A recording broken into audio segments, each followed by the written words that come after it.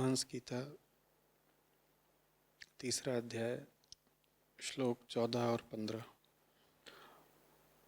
पूर्व जन्म में मैं भरत नाम का राजा था। ऐहिक और पारलौकिक दोनों प्रकार के विषयों से विरक्त होकर भगवान की आराधना में ही लगा रहता था। तो भी एक मृग में आसक्ति हो जाने से मुझे परमार्थ से भ्रष्ट होकर अगले जन्म में मृग बनना पड़ा। हे वीर, भगवान श्री कृष्ण की आराधना के प्रभाव से उस मृग योनि में भी मेरी पूर्वजन्म की स्मृति लुप्त नहीं हुई। इसी से अब मैं जन संसर्ग से डरकर सर्वदा असंग भाव से गुप्त रूप ही विचरता रहता हूँ। तो ऋषि जड़ भरत राजा को ऐसा बताते हैं अपने बारे में। तो प्रश्न कर रहे हैं कि ऋषि जड़ भरत पिछले जन्म का उल्लेख करते हुए कह रहे हैं कि सिर्फ एक हिरण से आसक्त होने के कारण उन्हें हिरण का जन्म मिला, जबकि वे विषय विरक्त थे और हमेशा भगवत आराधना में लगे रहते थे। क्या छोटी गलती भी हमें सच्चे रास्ते से भटका देती है? और क्या हम जिससे आसक्त हो जाते हैं अंत में वही बन जाते हैं? फिर श्लोक 15 में ऋषि कहते हैं कि वे जन संसर्ग के डर के कारण असंग भाव से गुप्त रूप से रहते हैं। आचार्य जी, क्या ये डर एक आध्यात्मिक मन का स्वाभाविक लक्षण है? कृपया समझाने की अनुकंपा करें। कर्म फल का सिद्धांत और कर्म फल के सिद्धांत पर अवलंबित पुनर्जन्म की जो भारतीय अवधारणा है,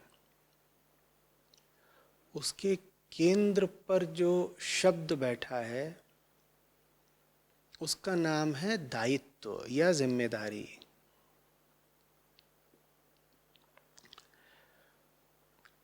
देना पड़ेगा तुम्हें, माने दायित्व, जिम्मा है तुम्हारा,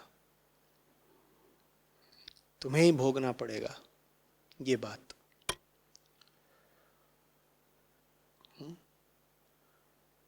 जो कुछ भी करोगे वो तुम्हारा चुनाव है, और चूंकि तुम्हारा चुनाव है इसीलिए कीमत तुम ही चुकाओगे, भुगतोगे तुम ही। जिम्मेदारी सिर्फ उसकी हो सकती है जो मुक्त हो, है ना? कठपुतलियों की तो कोई जिम्मेदारी नहीं होती ना, या होती है? जो मुक्त है, जिसके पास स्वेच्छा या मुक्तेच्छा है, सिर्फ वो ही जिम्मेदारी रख सकता है। तो जब हमें ये बताया गया है कर्मफल का सिद्धांत, तो वास्तव में हमें ये बताया गया है कि तुम मुक्त हो। तुम मुक्त हो, तुम चुनो कि तुम्हें क्या कर्म करना है और उसी के अनुसार तुम्हें फल मिल जाएगा। कठपुतली नहीं हो तुम, प्रारब्ध के खिलौने नहीं हो तुम।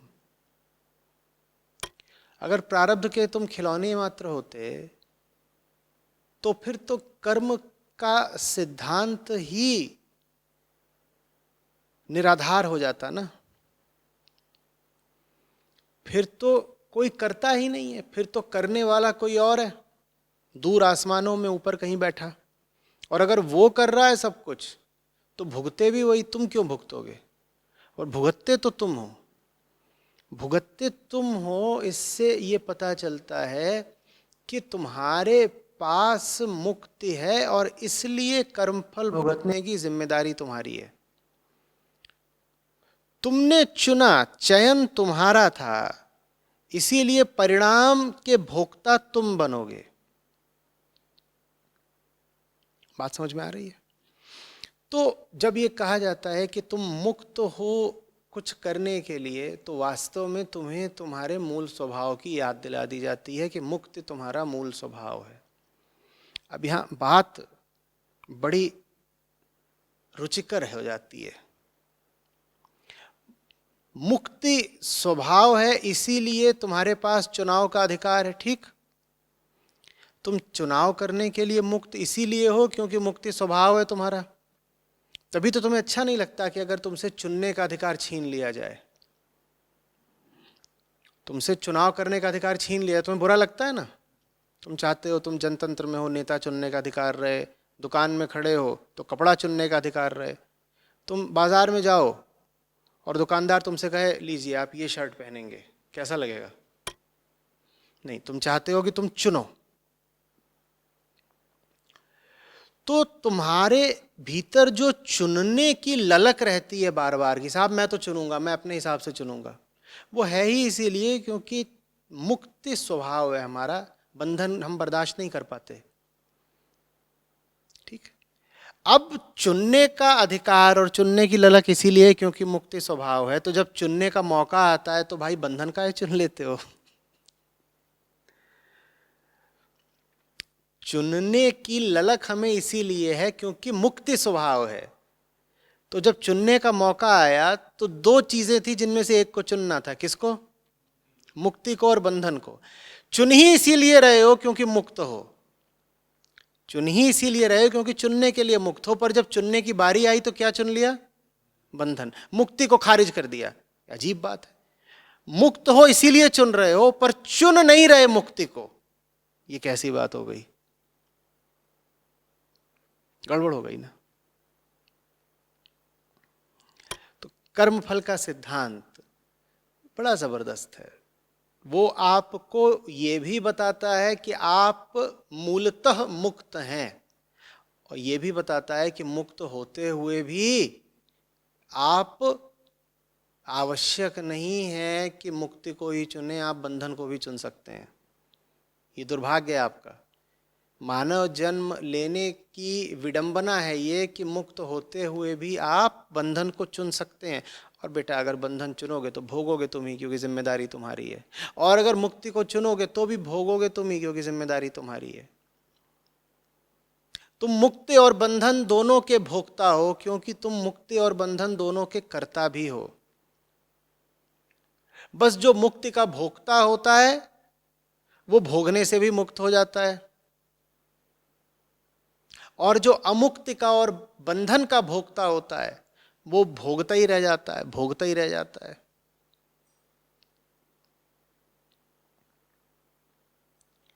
समझ में आ रही बात?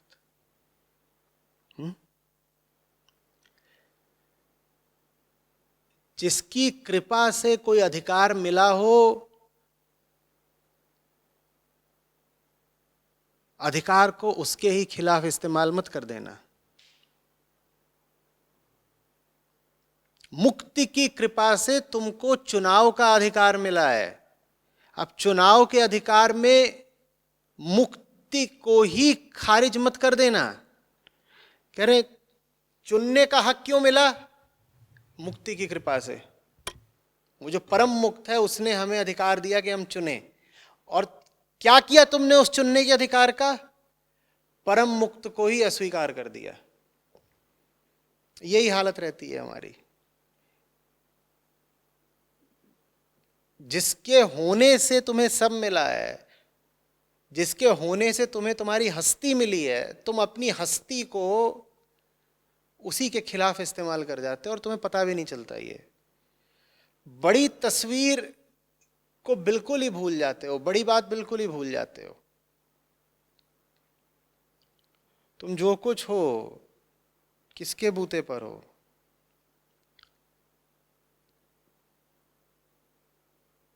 तुम्हारी सांस सांस किसके दम पर है?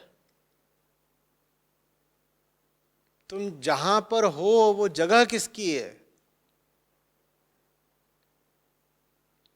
तुम्हारी सब इच्छाओं का आधार कौन है? ये सब भूल के हमें जिसकी अनुकंपा से कुछ अधिकार मिले हैं, हम अपने अधिकारों का उसी के खिलाफ दुरुपयोग करने लग जाते हैं।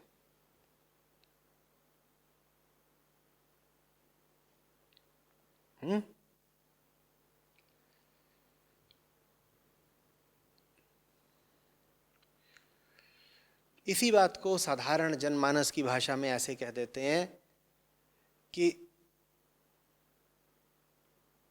जिसने तुम्हें पांव दिए, तुम्हारे पांव कभी उसकी ओर नहीं बढ़े। जिसने तुम्हें आंखें दी, तुम्हारी आंखें कभी उसकी ओर नहीं मुड़ी।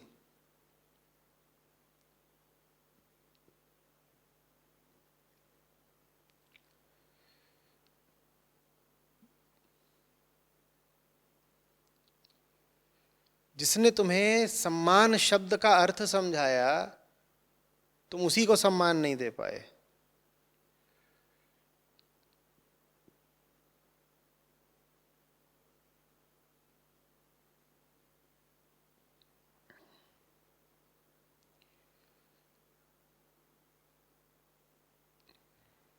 ये आदमी की हमेशा से कहानी रही है। मन का और आत्मा का रिश्ता प्रेम का भी हो सकता है और जबरदस्त एहसान फरामोशी का भी। यही दो रिश्ते होते हैं। मन को या तो आत्मा से प्यार होगा या मन आत्मा की उपेक्षा में जिएगा। फिर कह रहे हैं कि क्या हमें यह बताया जा रहा है कि छोटी गलती भी हमें सच्चे रास्ते से भटका देती है? नहीं, छोटी गलती का छोटा फल मिलेगा, बड़ी गलती का बड़ा फल मिलेगा। मामला बिल्कुल बराबर है, संतुलन का है, साफ है। भगवत आराधना में लगे रहते थे ऋषि महाराज, तो उसी का फल ये मिला कि हम आज भी उनकी चर्चा कर रहे हैं। और बीच में मृग से आसक्त हो गए थे, मृग से आसक्त हो गए माने देह से आसक्त हो गए, देह के आकर्षण में बंध गए, तो उसका उनको जो फल मिला वो भी उन्होंने भोगा। यहाँ ऐसा कुछ नहीं है कि छोटा बड़ा, कि छोटी गलती का बड़ा दंड मिलेगा, बड़ी गलती का छोटा दंड मिलेगा। मामला बिल्कुल बराबर का, अनुपात का है। जितना करोगे उतना भोगोगे। उसका तराजू एकदम नपा तोला है, 1 ग्राम का भी अंतर नहीं करता। जितना एक तरफ होता है बिल्कुल उतना ही तुला के दूसरे पलड़े में होता है।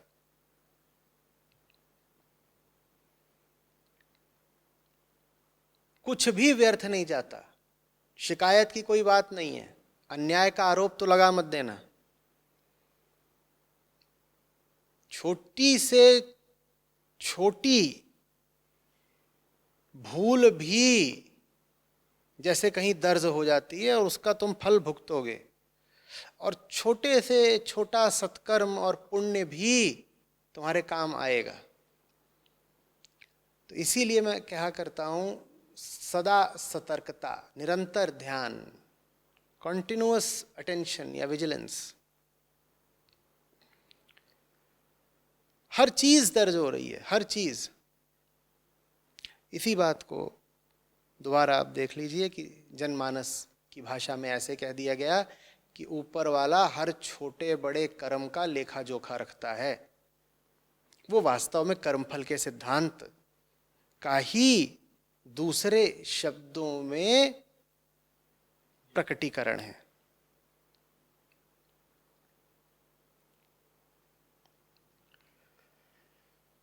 हर गलत चुनाव तुम्हें ही भारी पड़ने वाला है। और भारी पड़ने वाला है से मेरा तात्पर्य भविष्य की ओर नहीं है।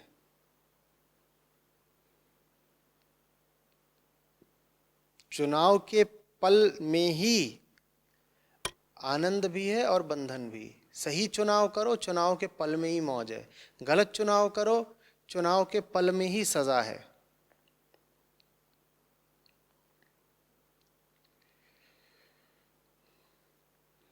इसीलिए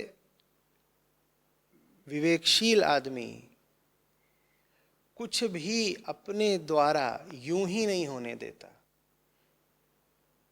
वो जानता है कि अपना सबसे बड़ा दुश्मन वो खुद है, अपना एकमात्र दुश्मन बल्कि वो खुद है।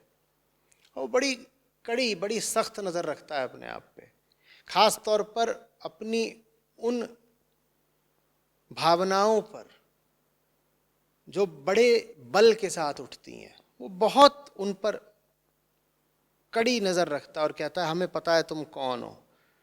किसी की भी मान लेंगे, अपनी नहीं मानेंगे। किसी की भी बात जायज़ ठहरा देंगे, अपनी नहीं। कुछ भी सही हो सकता है, लेकिन हमारा मन जो कह रहा हो वो सही नहीं हो सकता।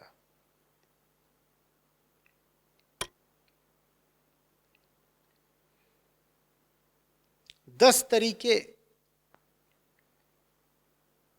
के प्रयोग और जांच से वो अपने एक एक संवेग को, अपने एक एक विचार को, प्रेरणा को, भावना को गुजारता है। 10 बार अपनी ही जांच पड़ताल करता है। वो कहता है और हमें कौन परेशान करेगा, और है कौन परेशान करने को, हम खुद ही परेशानी है।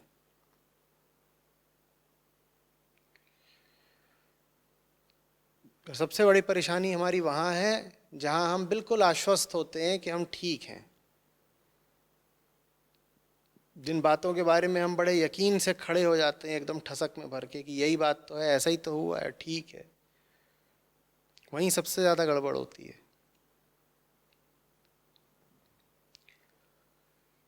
इतनी आश्वस्ति ना होती हमें तो जब चुनाव का मौका आता तो हम गलत चुनाव कर क्यों लेते। वरना सोचो कितनी बड़ी मूर्खता चाहिए, कितना घनघोर और अंधा आत्मविश्वास चाहिए बंधन को चुन लेने के लिए, जब बंधन और मुक्ति के मध्य विकल्प मौजूद है। तुम्हें चुनना है हीरे और कंकड़ के बीच में से। कोई बहुत ही जड़ विश्वासी आदमी चाहिए जो पत्थर को चुन लेगा, है ना। एक आदमी जिसमें जरा सी भी शंका होगी, आत्मसंशय होगा, वो कहेगा एक बार देख तो लूं कि इन दो चीजों में से कौन सी किस लायक है। कोई जबरदस्त आत्मविश्वासी होगा, वही कहेगा हीरा हटाओ, ये पत्थर ज्यादा काम की चीज है, हमें पता है, हमें पता है। तो हमें इसी चीज से बचना है कि हमें पता है। वो सब कुछ जो आपको पता है, वो सब चीज जिनको लेकर के आत्मविश्वास में, वही चीजें आपको कहीं का नहीं छोड़ेंगी।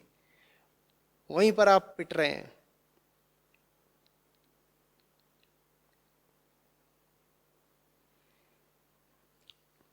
आत्मविश्वास, बचिएगा इससे। आत्मविश्वास सत्य के खिलाफ होता है। वो अहंकार का पैरोकार है। वो कहता है मैं जानता हूं। तुम जानते ही हो तो तुम सत्य का क्या करोगे।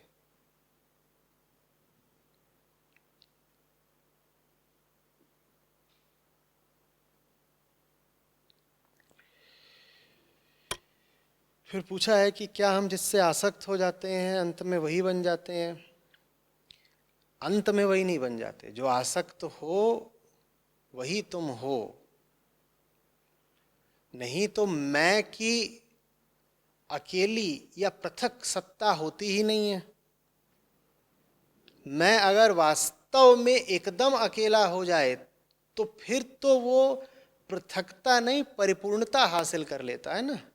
मैं मात्र, केवल मैं, तो आत्मा हो गया। अहम जो विषयों से रिक्त हो गया, उसी का नाम तो आत्मा है। तो अहम सदा किसी साथी की तलाश में रहता है, रिक्तता से डरता है, अपनी नियति आत्मा से डरता है, किसी साथी की तलाश में रहता है। लगातार वो जिसके साथ है, हर पल उसका जो साथी है, वही अहम का नाम है। ये मत कह दीजिएगा कि अहम है और अहम के साथ जो है वो उसका साथी मात्र, वो साथी नहीं है, वही अहम है। उदाहरण के लिए आप ये थोड़ी बोलते हो कि मैं अहम हूं और मैं अनमोल के साथ हूं। आप ऐसा बोलते हो क्या? क्या आप कहते हो कि मैं अहम हूं और मैं अनमोल के साथ हूं? ऐसा बोलते हो? आप क्या बोलते हो? मैं अनमोल हूं। अहम की अपनी कोई अलग पहचान थोड़ी है। अहम क्या हो गया? अहम अनमोल ही हो गया।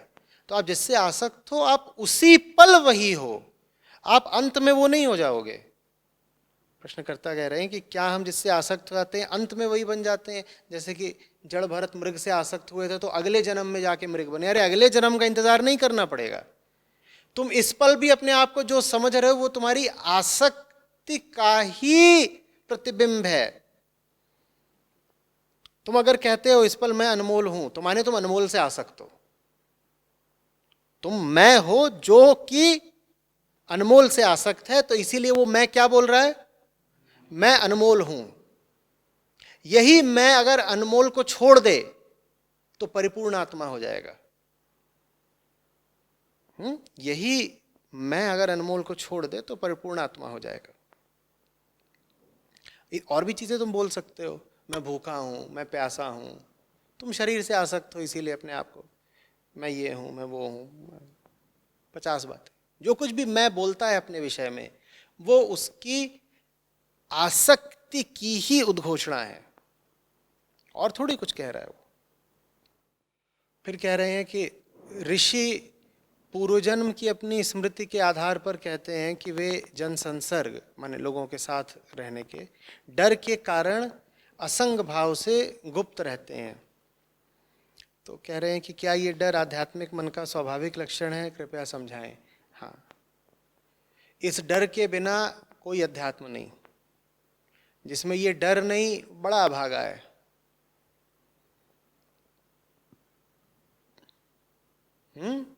बहुत बार कबीर साहब को उद्धृत कर चुका हूं ना, भय पारस है जीव को।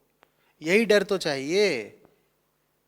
इसीलिए बहुत सारे पुराने धर्मों में बड़े मोटे तौर पर जमीन की भाषा में ऐसे कह दिया गया है, भगवान से डरो या खुदा का खौफ करो। जो ज्यादा होशियार हो जाते हैं, ज्यादा पढ़े लिखे लोग हो जाते हैं, वो कहते हैं ये क्या बात है, डरना क्यों चाहिए, भगवान से तो हम प्यार करेंगे। पागल, प्यार बाद की बात है। बात की बात इसलिए है क्योंकि तुम्हारा अभी प्रकट यथार्थ बहुत बेहुदा है। तो तुम्हारे लिए पहली चीज ये होगी कि तुम प्रेम नहीं नफरत करो। किससे? स्वयं से। तुम जो हो वो रहते हुए तुम कैसे दावा कर रहे हो कि तुम भगवान से प्यार करते हो?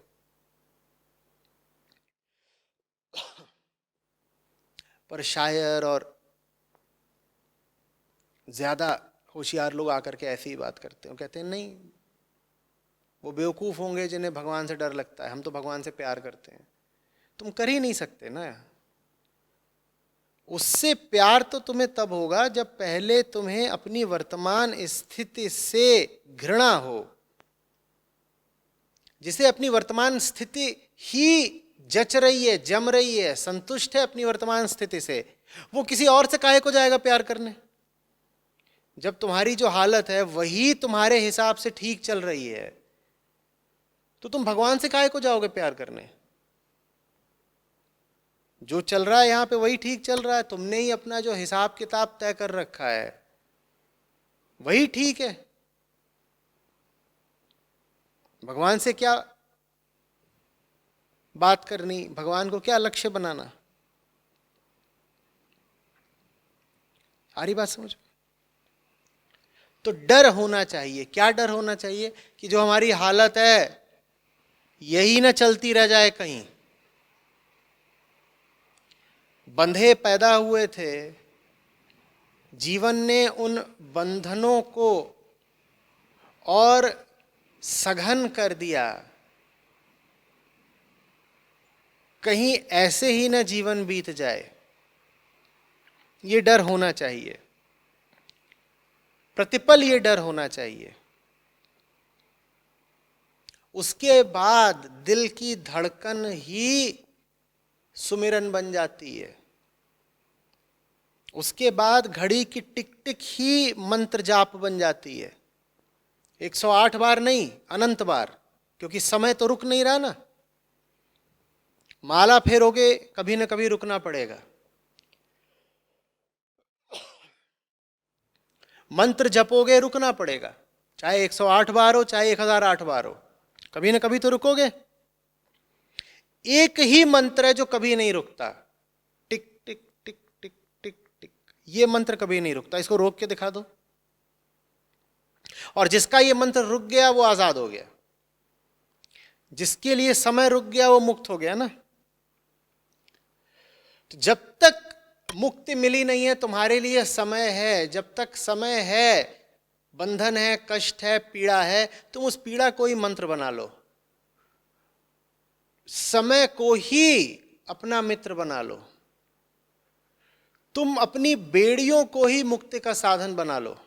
तुम कहो बेड़ी से बेड़ी रगड़ के बेड़ी को काटूंगा, और तो कुछ है भी नहीं मेरे पास, ऊपर से लेके नीचे तक बेड़ियों से ही बंधा हुआ हूं, तो बेड़ी को अगर काटना भी है तो किसका इस्तेमाल करूंगा? बेड़ी का ही, बेड़ी से बेड़ी रगड़ूंगा। समय ही मेरा बंधन है, समय को ही मुक्ति की विधि बना लूंगा। टिक टिक टिक टिक, लगातार याद रहे कि ये जो अगली टिक होगी वो भी तुम्हारे लिए पीड़ा का ही संदेश ला रही है। ये जो अगला पल होगा उसमें भी तुम वही बने रह जाओगे जो तुम पिछले पल थे, और पिछले पल तुम अपने आप से प्रसन्न तो नहीं थे।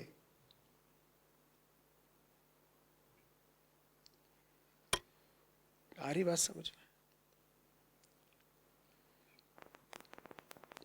तो बाकी सब ऊंची बातें बाद में करिएगा। आनंद, प्रमोदिता, उल्लास, सबसे पहले हमें चाहिए डर। डरना सीखिए, डरना बड़ी ईमानदारी की बात है।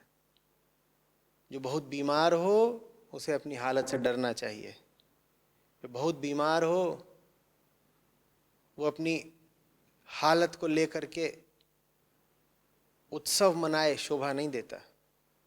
शोभा इसलिए नहीं देता क्योंकि नौटंकी है, धोखा है, आत्म प्रवंचना है। तुम अपने आप को बेवकूफ बना रहे हो। तुम भली भांति जानते हो कि तुम दर्द में हो, तुम भली भांति जानते हो कि तुम्हारी हालत ठीक नहीं है, पर तुम खुद को ही धोखा देने के लिए प्रसन्नता का स्वांग कर रहे हो। इससे अच्छा तो यह है कि तुम रो, इससे अच्छा तो यह है कि तुम अपनी हालत को कोसो, इससे अच्छा तो यह है कि तुम अपने जीवन से डर जाओ।